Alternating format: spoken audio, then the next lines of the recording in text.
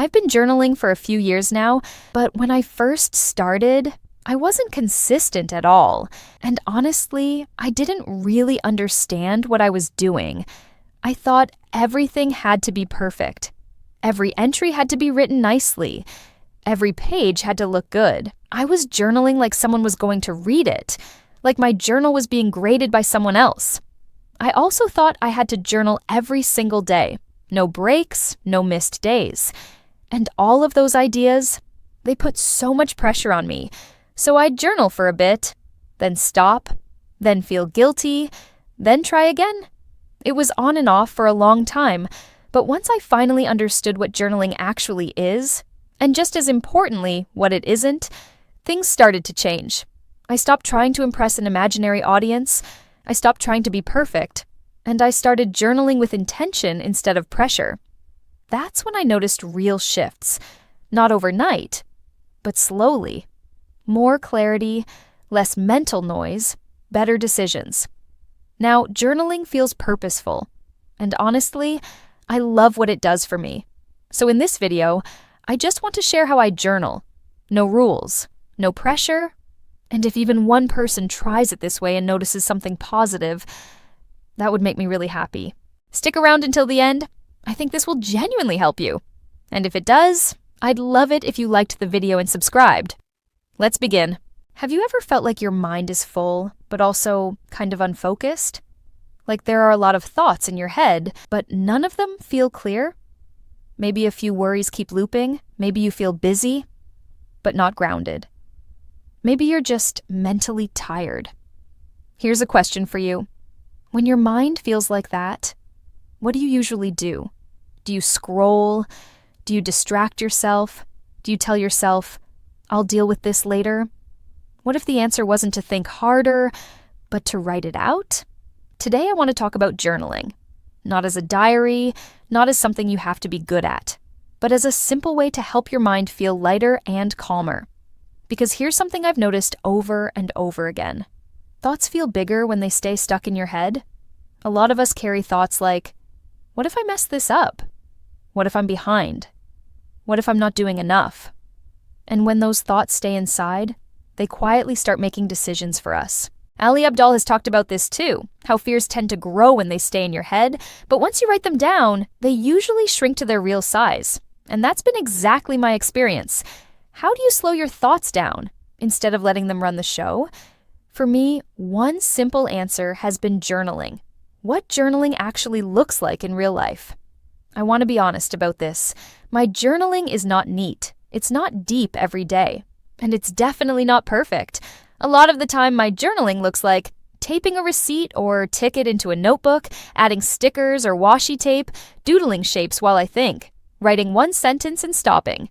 I really love junk journaling because it feels like I'm recording a memory, not writing an essay. When I flip back through old pages, I don't just remember what I wrote, I remember how that moment felt. Let me ask you, do you like saving things that tell a story?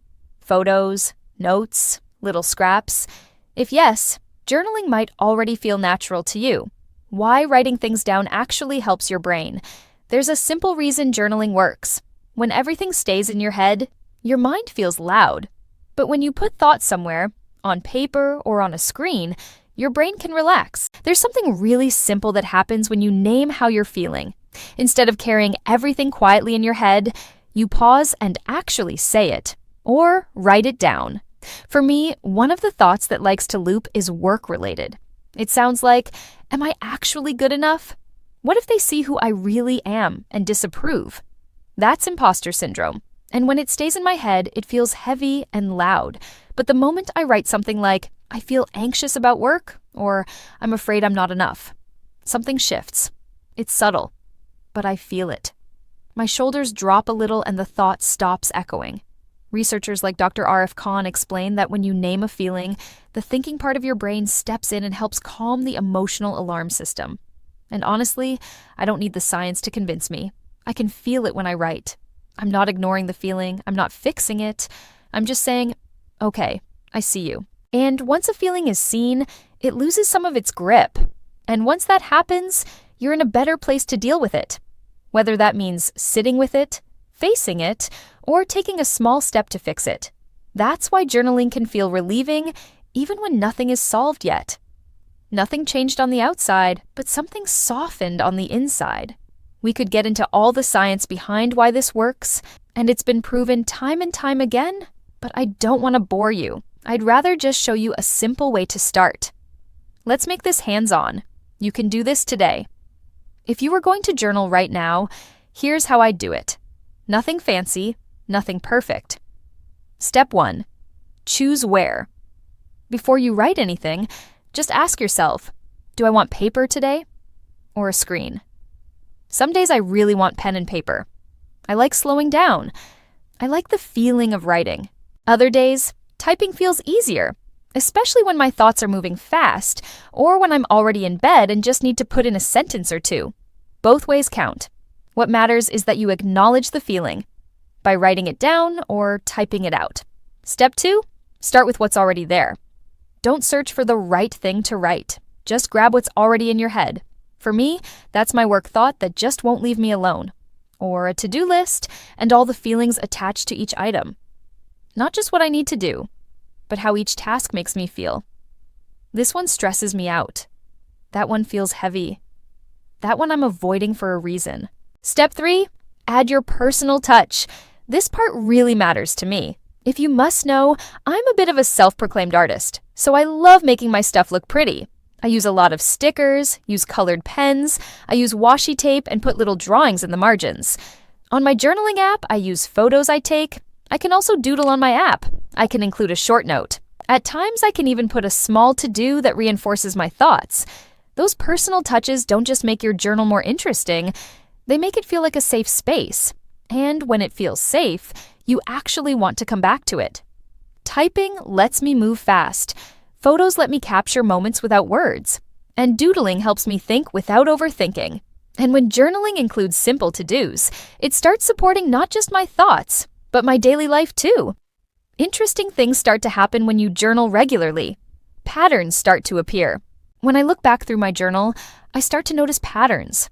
I can see which activities actually calm me down and which thoughts slowly drain my energy. And one of the biggest ways journaling helps me is before I make a decision, not after. Not once things have already spiraled, but right in that moment where I feel pulled in two directions and I can't quite explain why. I've learned that a lot of my decisions aren't really logical, they're emotional. I just don't always see it at first. Journaling gives those emotions a place to show up before they turn into choices I regret. This happens to me a lot with work. I'll feel this pressure to say yes to something, a project, a meeting, an opportunity. And on the surface, it all sounds reasonable. But when I sit down and write it out, I start to see what's actually underneath. I'm not excited. I'm tired. I'm worried about disappointing someone. Or I'm afraid of being seen as not good enough. The moment I see that on paper, something shifts. It doesn't mean the answer is always no, but the decision feels clearer. I'm choosing from honesty instead of pressure. And that changes everything. Take relationships. Maybe I'm upset with someone. My first instinct is to respond quickly. Send the message, explain myself, defend my point. But when I journal first, I notice what's really there. I feel hurt. I feel misunderstood. I want reassurance, not a fight.